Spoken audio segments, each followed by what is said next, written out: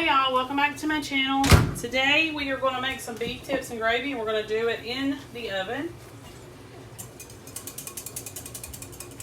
So the first thing you need to do is either get your stew meat or your chuck roast, either one, and sear it first, which you do not have to. The recipe does say that you don't have to do it, but I did. I went ahead and just turned it over in the skillet a little bit. You're just kind of trying to brown the outside. You're not really trying to cook it all the way through, so keep that in mind. You also need to preheat your oven to 350 degrees. This recipe has directions for the oven, crock pot, and I can't remember the other one. It's got two or three different ways you can make it. I just chose the oven because I needed an oven recipe for y'all. And right now I'm going to go ahead and make the sauce. This is going to go over it.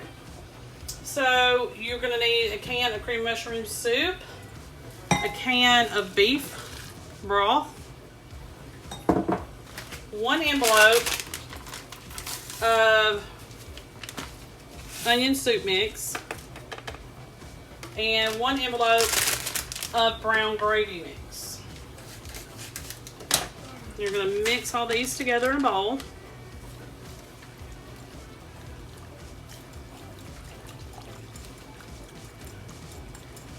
And I've already taken my 13 by 9 dish. I've sprayed it with some cooking spray.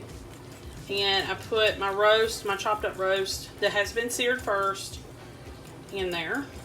I was going to do stew meat, but stew meat pieces are extremely small, and which is fine for most things, but I wanted these to be a little bit bigger. So I opted for a roast. So let me get that real quick. 13 by 9 sprayed, and there's my roast. About a 3-pound roast. Alright. I'm going to pour this over the meat. And this is going to cook for about 2 hours. I'm going to cover it with foil. 350 degree oven for about 2 hours. And like I said, you can do this in the crock pot. I think stovetop may have been an option. I cannot remember for the life of me. So let me get my foil. Cover it.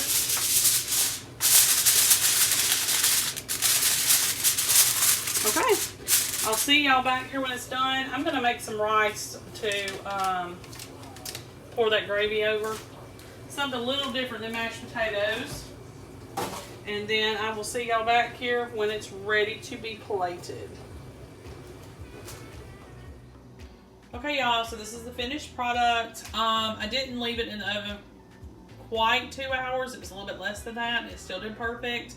I was worried about the roast turning out to be tough, but it wasn't. It's very tender. It actually tastes pretty good, and I had plenty of gravy, so we decided to put it over rice today instead of mashed potatoes, and I added some green beans on the side.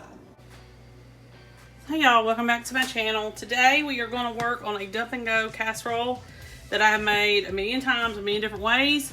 Today we're going to do it with ham. I had some leftover rice in the freezer, pulled that out. Had some leftover ham in the freezer, pulled it out, chopped it up. And this is literally going to take minutes to combine. And the longest part of the whole thing is prep and baking it in the oven. So this is about at least 4 cups of rice, cooked rice. And this is what we're working with. We've got about a little over a cup of chopped ham, leftover ham from Easter, and about 1/3 of a 2-pound box of Velveeta. So we're going to throw all that in. I'm going to use, hold on a second, let me get my broth ready while we're talking.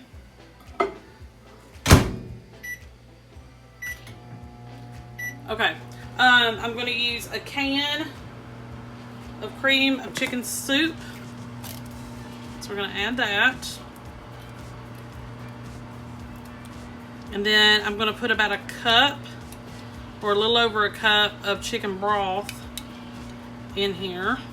as well. You could do 2 pans of cream of chicken, but 1, it'll be enough just to add some broth to it to kind of thin it out a little bit. And my vegetable is going to be peas and carrots. This is what you call a pantry meal. Stuff that you have in your freezer, pantry, or fridge that you can just throw together at a moment's notice and create a meal out of. And this is what I've done. Pantry pool meal, a lot of people have called it. It's just stuff I had left over. I added the cream of chicken soup to it just to kind of help bind it all together and give it some flavor, a little bit more flavor than what it would typically do on its own. But that's it. And you can do this any mixtures of ways. You can change up the vegetable, you can change up the meat. You'll basically stay the same with the rice, the cheese, and the broth and the soup. But your meat and your vegetable can change. I've done it with chicken and broccoli. I've done it with, what else have I done it with? Oh, you can do just regular peas by themselves instead of peas and carrots. That's what I was going to do, but I didn't see any. Seen some peas and carrots. I was like, I'll just use those. But you can do it with any mixtures of things, and most of the time it always turns out fine. A lot of people are a little bit afraid of stuff like that. It's a little intimidating, but it'll be fine. It'll be edible. They'll all eat it. It'll work out. Leftover rice, this is good for any kind of leftover rice. Like I've always said before, if I've got some leftover rice, instead of letting it go to waste, I freeze it. And then I try to use it within the next month, month and a half. And that's what I'm doing right now. Okay, let's check on my broth. Yeah, it's ready. Okay, so you're going to take 3 or 4 cups of rice. And about a cup or cup and a half of broth. And I'm going to go ahead and pour it in, at least part of it, so that my soup will thin out a little bit.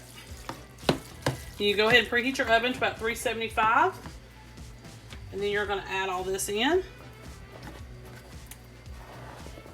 A few ounces of cheese, not much. And you can actually leave the cheese out if you don't want it in there. And about a cup or a little more than a cup of ham chopped. And none of it has to be perfectly done.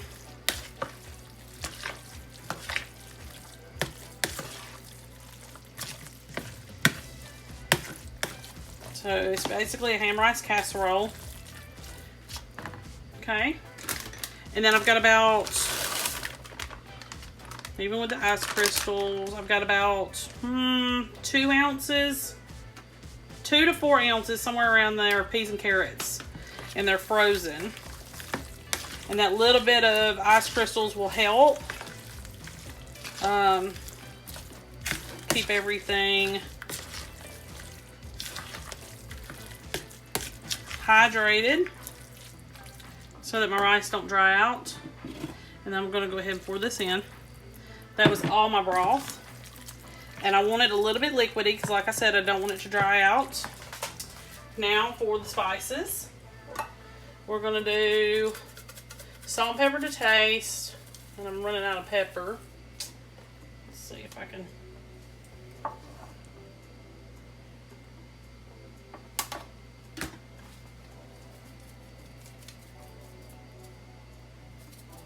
Yep, it's about gone. Okay. Some salt, about half a teaspoon or so. And I got a little bit of garlic powder here.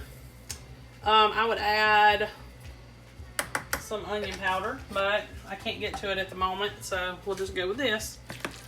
You can also put dehydrated onion in this, or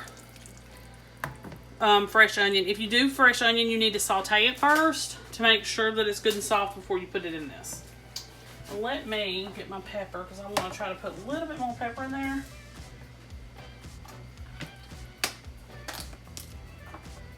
If I can get this open. There we go. Okay.